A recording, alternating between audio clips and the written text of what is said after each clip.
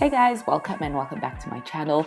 So with equity markets really just in turmoil lately, right? At the time of making this video, the 1-year return on the S&P 500 index was down 9%. Nasdaq Composite was down like 19%. People are really looking elsewhere for good investments that will actually increase in value.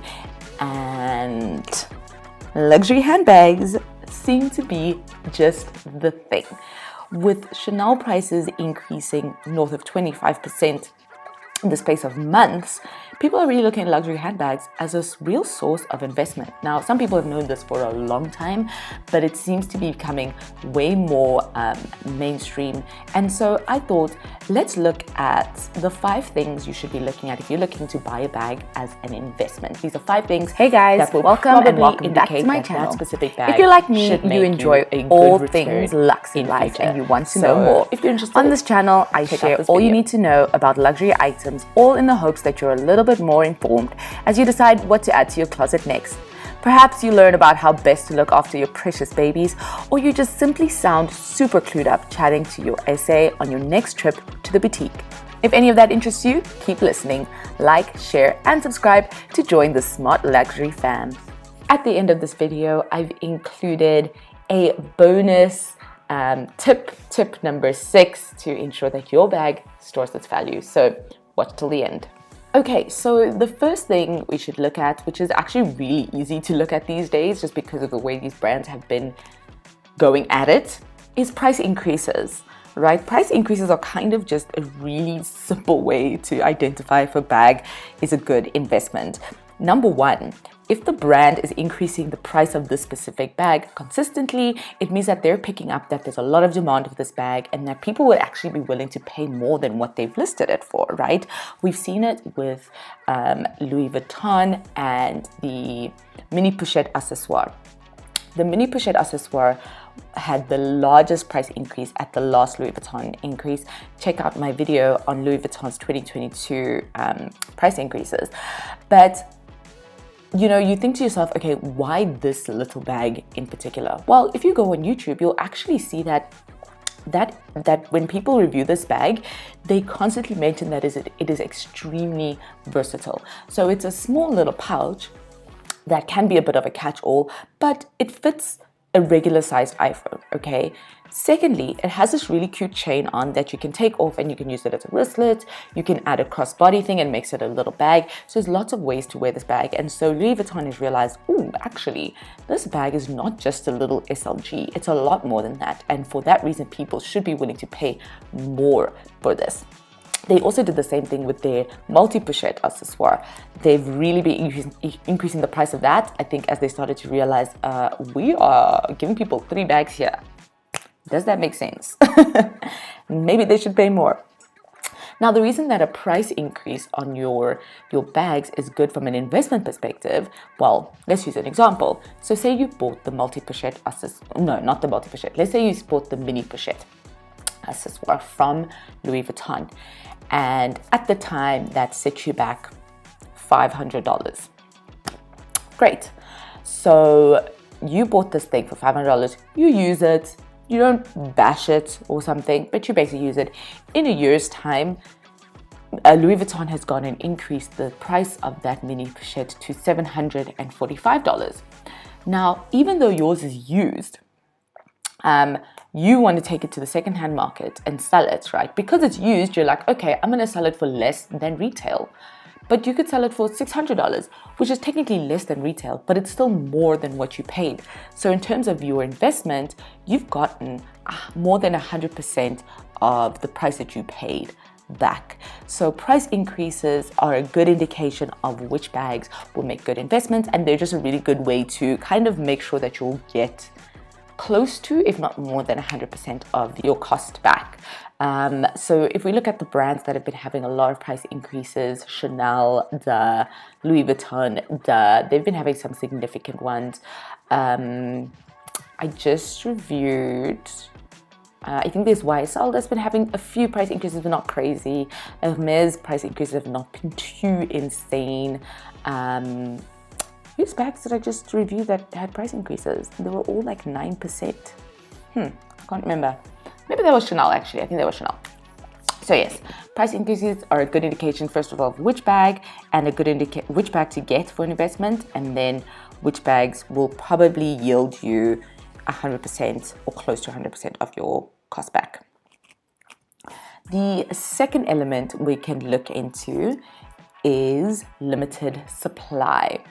So limited supply is exactly that, where the brand is not either producing a lot of those bags or they make it very difficult for you to get those bags.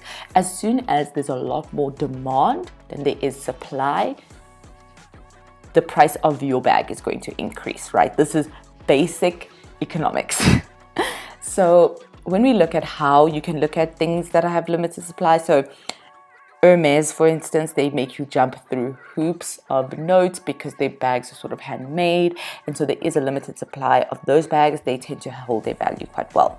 Chanel has actually said they want to start reducing the supply in the market, and they've also spoken about introducing a two classic bag quota per person per year.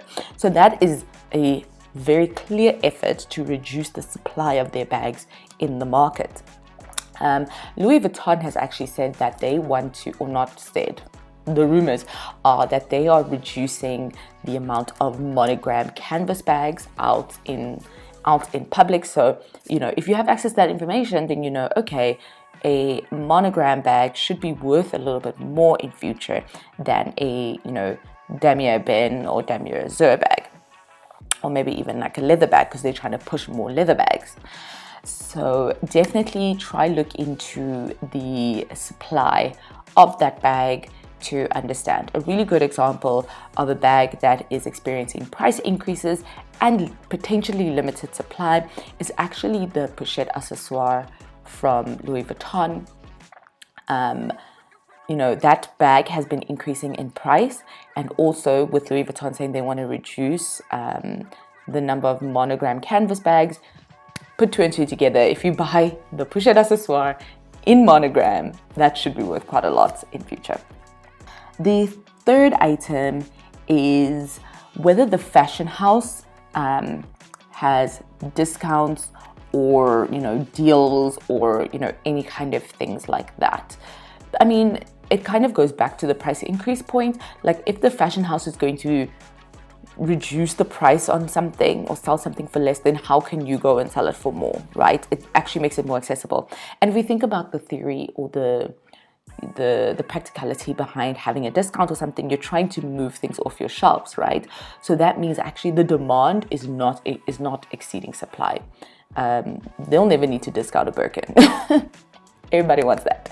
They never need to try and entice people to buy a Birkin. So in terms of deals, I think Givenchy is one of those brands that does tend to have deals. I don't know about YSL, not sure. So just look into that and you'll just sort of know that, okay, this fashion house is not one whose value, whose bags value are going to really maintain a certain level, because they do have, discounts and deals. Something else, and I think this really just depends on your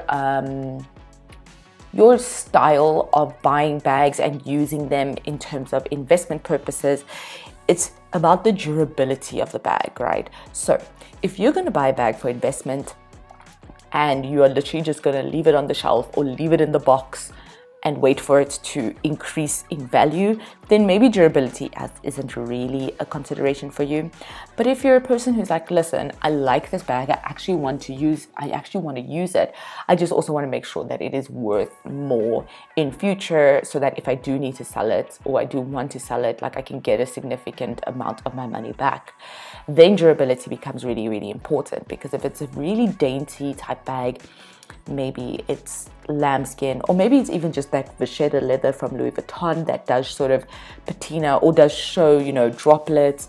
It's the kind of bag that you don't want to take into the rain. It's the kind of bag that can scratch easily, all those kind of things. Then it's probably better for you to just go with something that's a little bit more durable, because it will wear a lot better. And so selling it on the secondhand market will hopefully yield you more of your of your cost because it doesn't look like it's been through the ringer. You know, canvas bags are usually very good for this, and usually anything you get from Louis Vuitton in the canvas, dark canvas though, so like the demier bin or the monogram should be fine, although the monogram does have the vachetta leather, so maybe that's something you need to consider.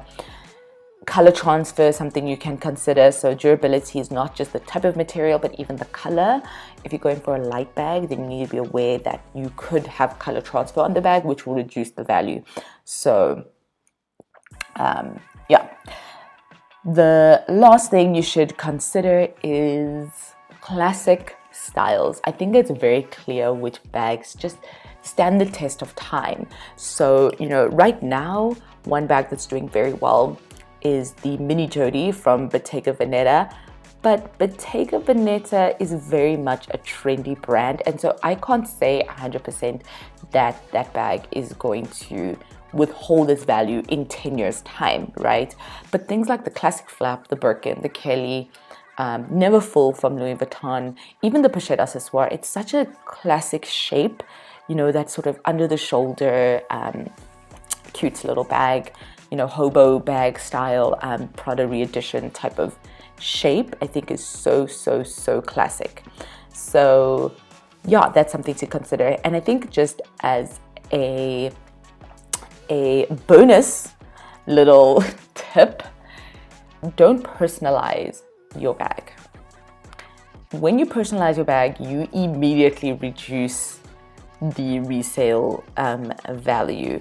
So that's something to consider. If you're okay with reducing the resale value, fine, but obviously this video is specifically about investment.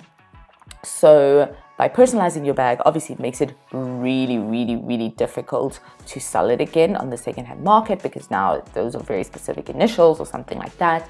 What you can do, there's a little hack, particularly with the Louis Vuitton ones, but I think lots of other bags, if you want to personalize like your Louis Vuitton bag, you can use a luggage tag rather, and you sort of personalize that and attach that onto there, and then you can take it off and you're still able to sell your bag for, you know, the true value that it is. So that's just a little bit of a bonus tip for all of you who waited till the end of the video.